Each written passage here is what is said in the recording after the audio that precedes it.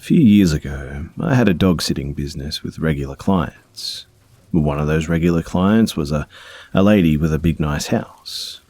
But there was a really long driveway leading up to the house, and it was tucked far back from the residential roads. It was somehow isolated while being in a dark residential neighborhood, and no one could drive to the house without being noticed, and no one could park on the adjacent streets, and it would be very unusual for anyone to be walking up to the house or through the yard without having already parked in the driveway. Now, the last time my house or dog sat there, everything began as usual. I fed the dogs, gave them their various meds, and played with them for a while just watching some movies. It was honestly the best job ever. Eventually, I got sleepy and I went to bed in the master bedroom per orders. This room has huge, beautiful windows with a view of the driveway, the only normal access point. I really liked that about the room too. After browsing on my phone in bed, I turned everything off and I was trying to go to sleep, and as I'm laying there, staring at the ceiling, deep in thought, I'm snapped to total awareness. Nothing changed, no one came up the driveway, everything was silent, and yet I just suddenly started to feel really uneasy. The hair starts to stand up on the back of my neck, and a voice in my head is urgently stating, "You're being watched." My heart rate starts to pick up, and I've never experienced anything like this and just couldn't explain it in the least. I called my boyfriend immediately, grabbed my stuff, ran to my car, locked the doors, and I just sped out of that driveway. I glanced around the house while I was leaving, and I didn't see anything, and I didn't see anyone. But when I got home, I checked every door to make sure it was locked and slept on the couch with a view of both entry points. The paranoia slowly dissipated, and I was eventually able to sleep. The next day, I returned in the morning and took care of the dogs, Loves, meds, potty, breakfast, and I started walking through the house toward the back where the master bedroom is, and again, just started feeling really strange. Not a watched feeling this time, but a high alert sense that things were just off. And I began to notice that the candy wrappers were out that weren't there the night before. The doors were open that I specifically closed to keep the dogs in, and things were moved. I left again, and eventually I called my boyfriend to stay with me. I couldn't be there alone because someone was absolutely in the house the night prior. I was convinced. I wondered if maybe someone in the family stopped by, but I'm always given a heads up with lots of warning before someone comes over. It's not too uncommon for the owner's son to stop by, but he has my number and also always gives me a heads up. I call the owner and tell her what I noticed, and she tells me she'll call around and see if anyone had dropped by. She calls me back under an hour and assures me that no one did. She says it must be that old ghost and just kind of giggles it off. What a relief that she was taking my safety concerns so serious. Anyway, I tell her that I'm having my boyfriend come over just to be cautious, and she doesn't mind. A few hours later, me and my boyfriend get to the house, and he checks the downstairs, and everything's fine. We're hanging out for hours, just playing with the dogs and watching movies, and I left my boyfriend in the living room and walk past the front door and go to the bathroom around 10 p.m. I'm about to walk out of the bathroom, and then the dogs start barking. As I'm walking back, I see my boyfriend is standing in the entryway by the living room. He's focused on the front door and tense like I've never seen him. Again, the hair stands up on the back of my neck, and he quickly ducks to the side of the front door window, and before I can finish asking what's going on, he tells me, "Shush, someone's out there." He approaches the door and looks out, but the person was gone at this point. I rush over to him, and he explains that he was sitting on the floor in the living room when the dog started barking at the front door. My boyfriend goes over towards the front door and sees a black figure peeking into the window and then just walks off. I'm obviously absolutely terrified at this point, so I text the son to make sure again that it wasn't him. Short aside, a few weeks prior, he asked me to go to a wedding with him, and I gently replied, my boyfriend, who the son knew about, wouldn't think that was appropriate. So when I asked him if he had stopped by the house, he replied, "My girlfriend doesn't think it's appropriate that you're texting me so late." I apologized and told him that I had a safety concern and it was important. I told him what my boyfriend saw, and he simply responded that he didn't stop by. And at that point, we were done for the night. We put the dogs in their kennels, waited a little bit, and we just ran to my car. The next day, I very quickly took care of the dogs in the morning and left before the owner got back. I've just never felt such a deep electric sense of imminent danger like I did that night in bed.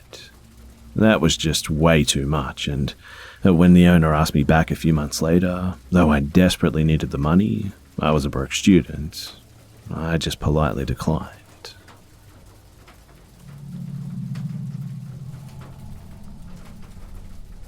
So let me start with some background information first.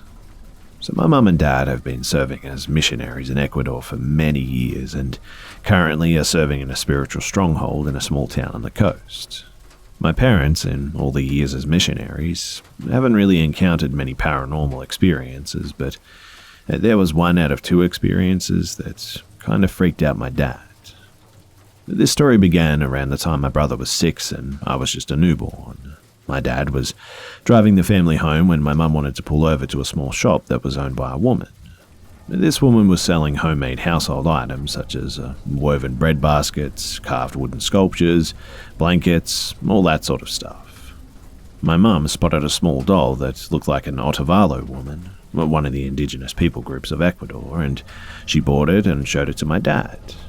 My dad wasn't too sure about the little doll when he saw it. He just got a weird feeling in his gut once we got back on the road. Anyway, a few days later, my mum hung the little doll up in front of the kitchen sink window.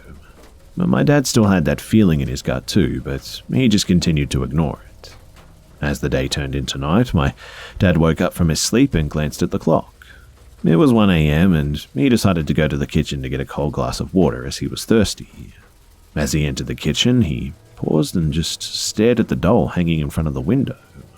The doll was totally still as it hung there and stared back at him. My dad rolled his eyes and turned his back to open the fridge to get the jug of water out. As he was getting his glass of water and putting the jug back in the fridge, he glanced back at the doll and his heart almost stopped. The doll was swinging back and forth, all by itself. Now, there were no windows open or any air draft within the house. The house we lived in had no central air system like American houses do, and we had air units in each bedroom along with ceiling fans, so there was no way that air was making the doll swing back and forth like this. My dad was stock still as he stared at the doll.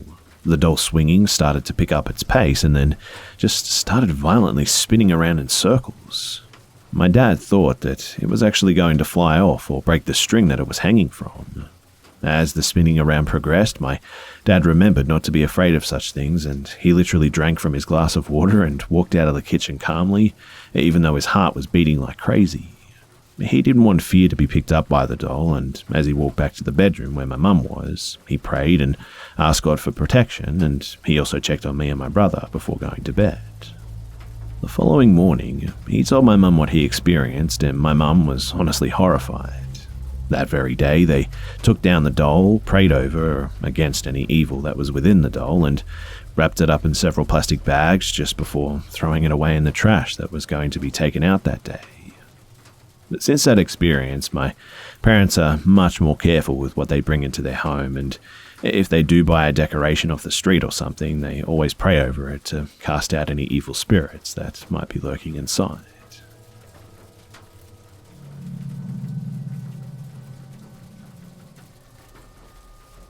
This particular event happened to me when I was around 10 or 11 years old, but I've been visiting my grandma's cabin in Big Bear Lake several times a year ever since I was a child.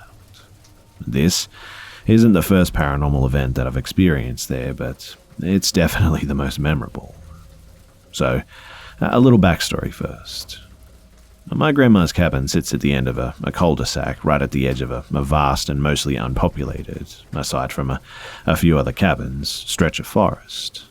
And no matter what I do or how I'm feeling, I always have a really strong sensation that I'm just being watched when I'm in many of the rooms of the cabin alone, day or night.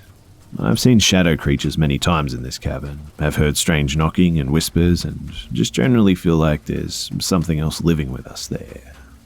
My grandma has told me of similar experiences and has warned me before that if I ever get a strange feeling when I'm walking in the forest, to just go home immediately, but she never really elaborated on that. Anyways, so me and my dad and my uncle were walking on a trail that we've been on hundreds of times before. When we reached the first peak of the hill that we usually like to stop and look out of the view from, my dad and uncle wanted to keep hiking for a bit, but I decided to go back to the cabin on my own as it was only a 5 or 10 minute walk away.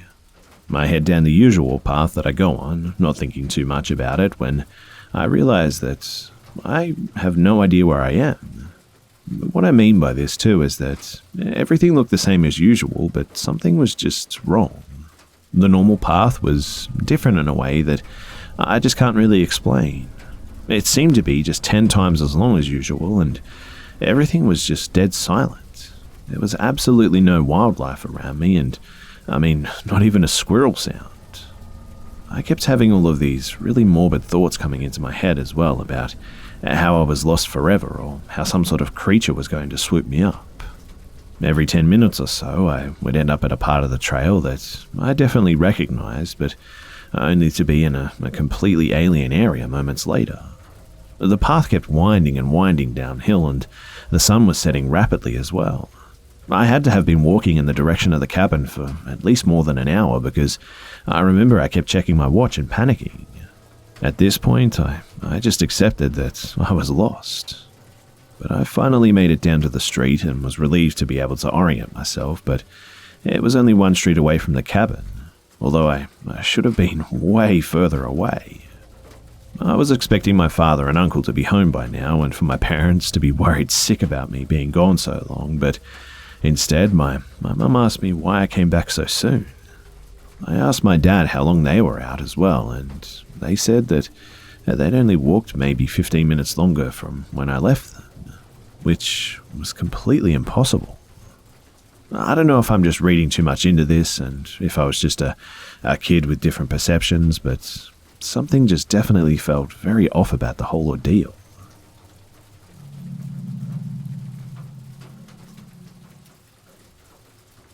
My first day of moving into student halls, I was greeted by a very friendly guy called Dominic. He offered to help me unpack in my room, then go for a drink with me. And although I thought this was a little bit overfamiliar, I was delighted that I'd made a friend so quickly and accepted his offer. He put a tremendous amount of effort into helping me put everything in the appropriate places in my room. We then went for a drink at the student bar, and I made a point to tell him that I was straight, as I suspected that he might have a bit of a crush on me, hence why he was being so nice. However, he didn't show any signs of dismay and continued chatting to me.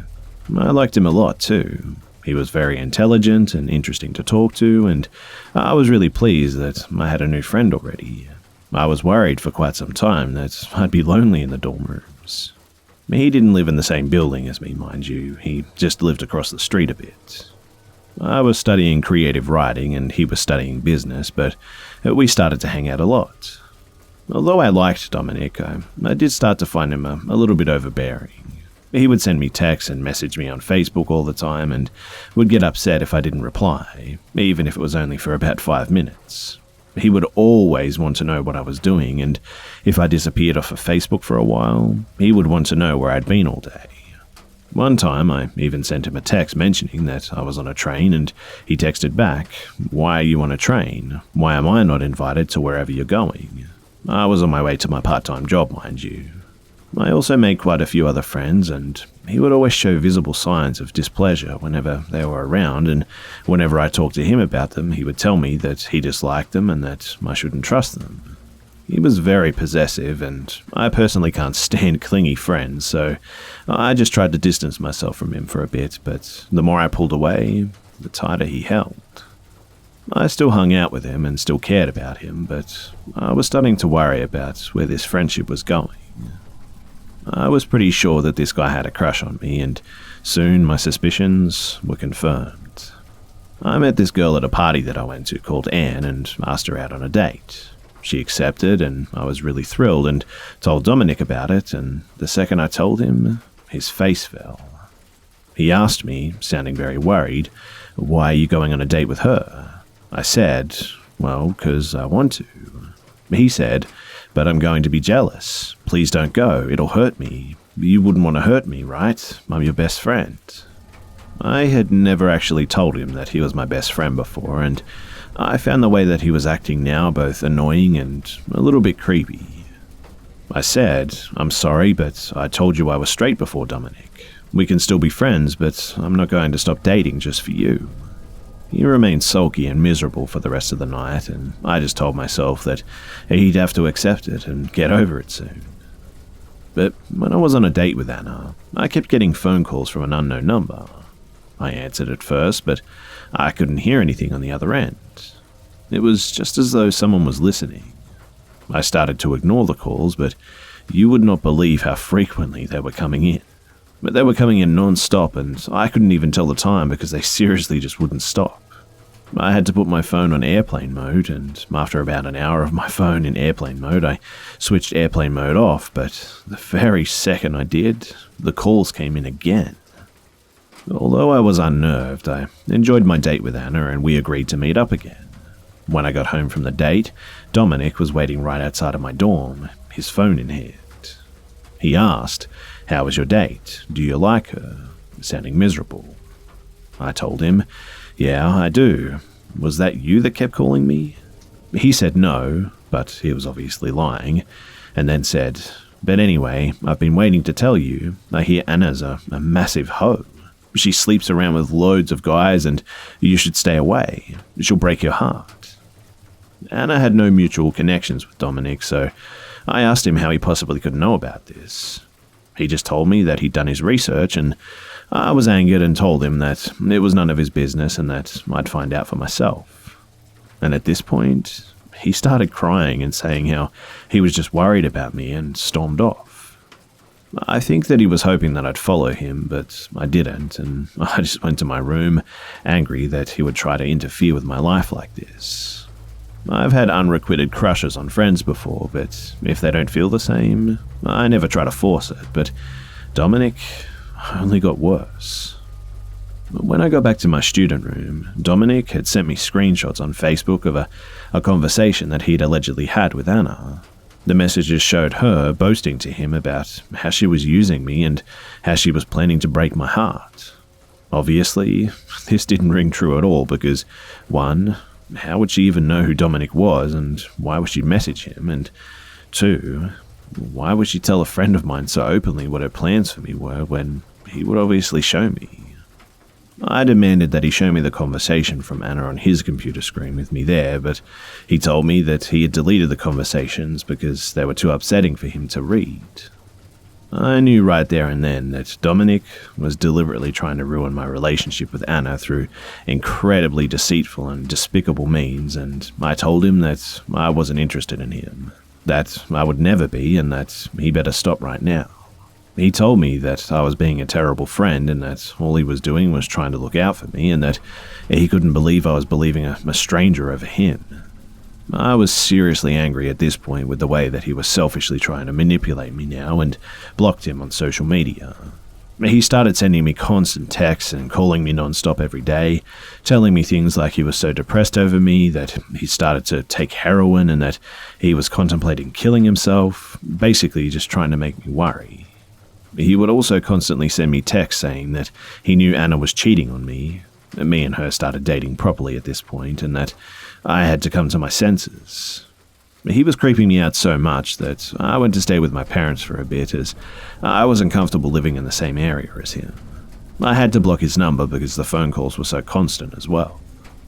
People from my uni dorm were actually sending me angry messages as well, because Dominic had told them a really twisted version of what was going on, making them think that Anna was a dirty STD-ridden whore who I had betrayed him for. It then turned out that he'd been lying to everyone, telling them that me and him were in a romantic and sexual relationship and that I had cheated on him with Anna, then left him for her.